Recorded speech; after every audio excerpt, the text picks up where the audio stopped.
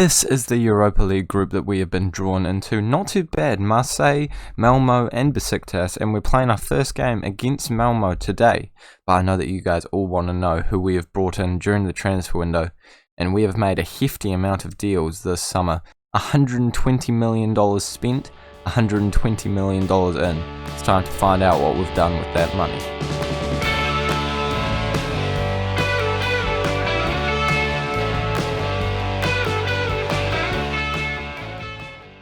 Hello guys, and welcome back to the 22nd episode. It's not the 22nd, it's the 23rd episode of the Jürgen Klopp Challenge with Watford, where today we are playing our first ever game in the Europa League for the season against Malmo, and then an away game against Liverpool in the Premier League. And since last time out, we have moved down into 8th place, which isn't too bad, 2 points a game. We are averaging right now 10 points from 5 games, so it's not actually as bad as it does seem.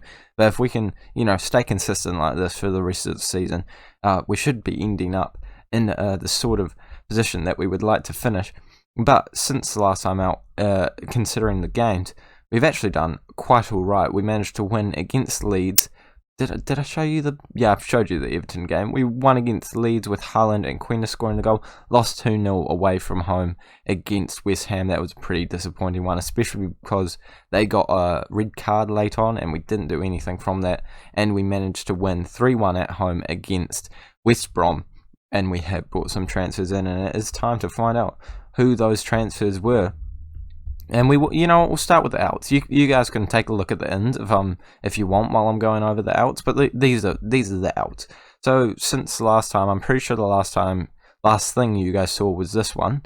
And since then, we've gotten rid of Wilmer on loan, João Pedro on loan. That one was a hard call, but RB Leipzig are a very good side, and he's going to get some great match experience in the Bundesliga and Champions League out there, as well as getting rid of Craig Dawson, our captain, for $16 million-ish. That's a pretty good profit over the last few years, and he's getting older. We don't really need him as much anymore. I think the emotional one that we all see here is Jordan Ibe has gone for really short change of $13 million. I just felt like he wasn't going to be needed at all, considering the new signings that we've made. So I did have to make the tough decision, and he has gone. Shotgram Mustafi, I've managed to get on loan with all of his wages being paid, which is very good, because I quickly realised I didn't need to sign him, just like I didn't need to really sign Meisger either. But, both of them I feel like I can make profit on in the future. But I know what you guys all want to see, the ins, and there are quite a few of them. First of all, we signed Luis Felipe, a player that I'm sure a lot of you have signed in Football Manager. He's a really good Brazilian centre-back, came in from Lazio for only $26 million. Gosh, I'm surprised by that number. I thought it was in the 30s. He has some great stats, and he's already played, all right, 3 league games, and he's done a job and back. We've also managed to bring in this rotation left back, Boskagli. I'm pretty sure he's meant to be a little bit better than this, but clearly hasn't had the best performances lately. But I think statistically he's pretty good, and he can progress a little bit more. Right now, I think he's a pretty solid rotation, and for only 7.5, I can't see any reason why not. We also brought in Riyad Mahrez in on loan. He was only $64,000 a week, so I thought, why not? He's a good rotation option. And we have an option to buy of $8 million if we do want to activate that at the end of the loan. We've finally got the Soyuncu deal across the line. He's a very good signing, 25 years of age, only $30 million. I did have to cancel the last offer because they just weren't signing a replacement, so I had to exclude that from the discussions, and then I was able to get this one across the line for only $2.5 million more, so I don't mind paying that little bit extra. We've also brought in Thiago Maia, as our last signing, and he is a great rotation option. Plays that CDM role that I feel like he could do a job in box-to-box midfielder. That's where I'm training him at the very least, and I think he could really be a solid centre-back as well. So I really like the versatility that he brings, and as a young player, I'm pretty sure he will be a great one for years to come. For only $20 million, I think that is a steal for the amount of positions he covers and for the amount of ways we can use that man. But without any further ado, I'm sure you guys all just want to get into the games now and take a look at this brand new lineup. But I have not made adjustments to the squad just yet, so we're going to do them in 3, 2, 1. This is the team that we're going to go with, very well rotated. A couple of debuts in there, including Maya, doesn't even have a squad number yet. DRB back into the lineup, and by back into the lineup I mean it's his debut, so not back into the lineup at all, but he will be good out on that left hand side. Also Holding comes back in, and Boss Cagley makes his way into the starting 11 for the first time this season as well. We're going to give Maya a number. He can be number 18. That works out well for me. And we're going to take a look at who we're facing in this Malmo side. I don't know much about them at all, but they've got a couple of, regions already, which I don't know if that's a good or a bad thing. Maybe that means they have good youth facilities. Maybe it means that they're pretty bad and they can only afford to use their youth facilities. But either way, I am feeling quite confident, especially being at home for this game. And straight off the bat, after only 6 minutes, we have an opportunity, Dani Olmo, to whip in a corner, and it goes straight to Gabriel Barbosa, who gets the first chance and the first goal of the Europa League season. Great ball in from Dani Olmo, and a header to absolutely match it. And that is a very easy way to get away from your marker and put us 1-0 up.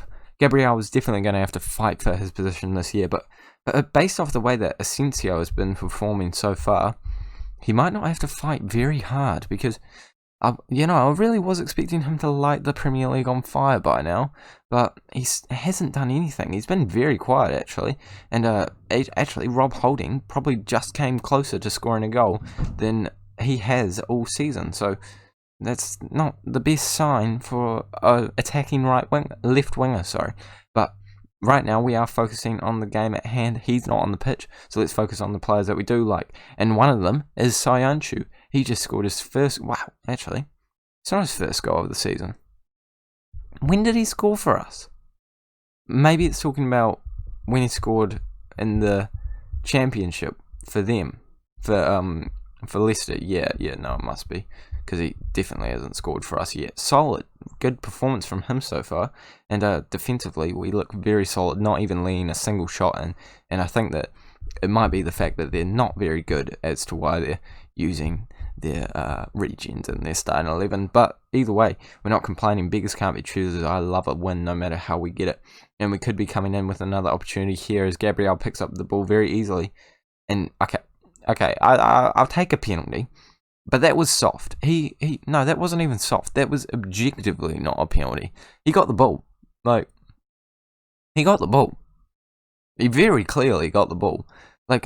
Gabriel stumbled a wee bit, and I know that's just like the animation. Sorry, okay, what? Okay, out of all of those scenarios, the last thing I thought would happen would be a free kick. I thought it would more likely be wiped off, because that was objectively inside the box. There's no two ways about that one, but that's alright. Gabriel comes in and scores here, but that one was offside, so, we can't even get them legally now. See, I know we're winning 2-0, but I don't know, I feel like this is a little bit unfair. Sorry. There is no way he is offside there. FM, sort your stuff out. He is miles on. He's literally, oh my goodness. So we didn't get a penalty there. That goal was written off as an offside call, which is probably the first time in FM I've ever seen one where I am 100% sure that's not offside. Alright. They have VAR in this one too, so it's not like that was just a dodgy call. I don't know how Sports Interactive do it, like whether or not they actually chuck in dodgy calls here and there, but even if it was, they should have gone to VAR and seen that that's a goal. Well, I was about to say it's a good thing I'm not a linesman, but maybe it would be a good thing if I was a linesman, because I could do a better job than that. And if this one's offside again, I swear, if this is disallowed for a stupid reason once again, like that one did look like he wasn't offside either, actually. Oh, nah, he was. I'll give them that one, but it would have been nice if they could have given us the two previous calls. Dodgy refereeing so far. Malmo. They might not have the best players, but they've certainly got a way to get some bribery going in this league, because otherwise I have no idea how they have gotten back into this game, and they've just injured Gabriel, the best player on the pitch for us so far. What? Come on, they're using dirty tactics here. Come on, someone give them a red card. Honestly, the refs have been bought off. They're now injuring our players. We're winning 2-0. Like, it's not like we're demolishing them, man. You know, come on, cut us some slack. If we scored a few more, it might be able to help with our goal difference. And we might be able to score one here. No, Haaland doesn't quite get it on target. Hits the crossbar. Very good opportunity for him. But he can't get it into the back of the net. I mean, a 2-0 win, you never really can complain about. But I feel like you can complain about it in this situation. We should have had a penalty. We should have had another goal. Well, we did have another goal, but it just wasn't given. And the other fixture that happened today for our rivals in the division, in the group, finally got there. They finished at a 0-0 draw, so that's probably the best result possible, because I think that they're pretty evenly matched. You know, Strauss. Oh, I need to look at it. Oh no, it's Besiktas. Who's the other one? It's Trabzonspor or something. That's also a Turkish team. And Marseille. I feel like they're both pretty solid teams that, you know, we certainly could have a little bit of difficulty in the away fixtures with. But I'm pretty confident that we're going to top this group for the second year in a row. But we're going to jump straight into the next game and hope that the referees are back on form against Liverpool, because this one is an important one. The first game that we've played against Liverpool so far without Jürgen Klopp. He actually got the manager of the month after being sacked, so it's a little depressing. I've got Thiago Simeone in there now, very good manager, and I'm hoping that despite the fact that they do have a good manager, and despite the fact that they're up in second place, we can cause a wee bit of an upset. That would be really good for the squad's morale, and we definitely won't be rotating the squad for that one. Well, they've dropped down to 5th, and I think we've moved up to 7th, so I mean, I see a gap closing, and I see some serious potential, but just before this game, I actually want to see where Jürgen Klopp is now the Atletico Madrid manager. So they've done a swap. They've basically done a swap deal. This is the team that we're going with, pretty full strength. I would actually like to have played Gabriel Barbosa. If we take a look at Asensio like I wanted to, 6.64. Yeah, this is probably the last chance I give him. He's definitely not earning himself a $50 million move at this. A $50 million move at this point in time, but he can always turn that around. You know, he can be a hero against Liverpool, I'm sure. But considering that squad, yeah, I think it might be a little unlikely. Angel Correa turns into an absolute beast in this game. He's just been offered to Arsenal for Alexandre Lacazette. Actually, I love Lacazette, but I mean, if he turns into how he normally turns into in Football Manager, I'll take that deal. He is on the ball right now and playing it. Oh, brilliant ball to Fabinho from him. Gosh, this is the kind of class we're coming up against. Sarr trying to get past a few players. Eventually he does get taken down. Took him a while though. He's got some fancy feet, that man. He makes a tackle of his own, but it goes straight to Jordan Henderson. And now he's moving forward. Not normally an attacking-minded player, but he is attacking today. Henderson with a great ball into the mixer. Robertson back to Diaz, and Donnarumma makes a fine save there. Well, to be fair, it came straight at him. But, you know, if he had moved, that would have gone into the goal, and he had the confidence to stop the ball. Personally, I don't like getting the ball kicked at me. It hurts, and even with the gloves, you can still feel that in your hands. You know, they're quite tender. So I have nothing but respect for Donnarumma there. You know, really saved our squad. But nothing seems to be happening so far. Oh, for goodness sake. Of course, as I say, nothing seems to be happening. We get a red card. So what's the tactic? Asensio down here? Yeah, I guess that works. Yeah, play him as a Mazzala. Focus play down the right. See if we can be explosive on that side. Actually, maybe I'll do this.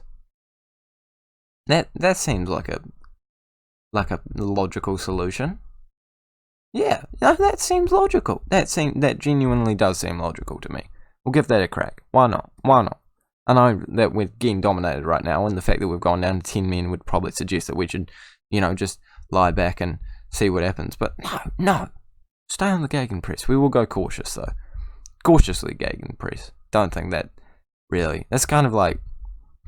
That's kind of contradicting each other, you know, by saying that. It's sort of like, punch him in the face, but don't hurt him, you know. It's it's sort of, that was actually a really good analogy. I was quite proud of that one. 60 minutes have gone and we still haven't conceded. So that's a good sign. If we could not have any more chances for the rest of the game, I would actually be quite grateful, FM. So yeah, do that if you want. Ideally, do it if you don't want to either, because I would like you to, and I feel like I owe one. You owe me one after giving away goals, and they've scored.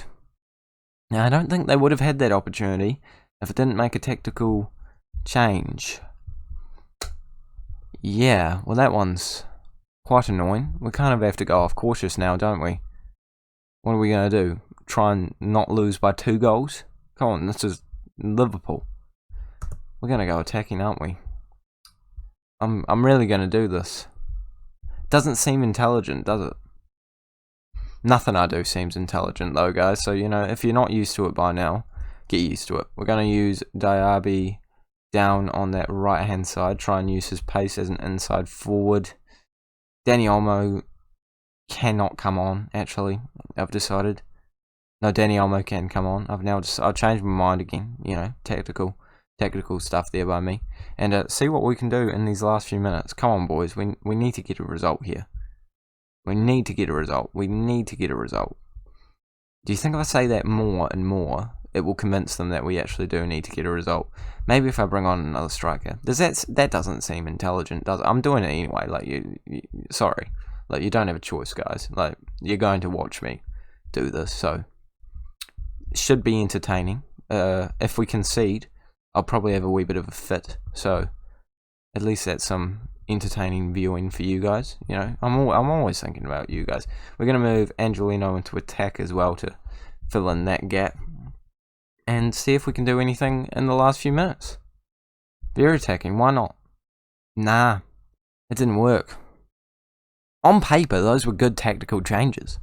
I really thought about them, but the red card really did screw us over. Yeah, don't know if Queen is going to be starting again anytime soon this season. That's a disappointing way to end the episode, but overall, wasn't the worst episode ever. To be completely fair, that wasn't the worst episode ever. We're still in 8th place. We won our first game of the Europa League, and now we go into the Carabao Cup 3rd round. God, the Carabao Cup's so tedious, man. It's just like, you just don't want to do it, do you? Like, unless we're in the final, I just don't care. We'll probably come back sometime around this, probably around the Marseille game, and see how we're doing in the league by then. Hopefully we've moved into some Champions League spots, but now that we're under 2 points a game, I'm feeling a little less confident. But that is where we're going to end it. Thank you guys so much for watching. Make sure to like and subscribe if you are new around here for daily-ish Football Manager videos, and I will see you all later.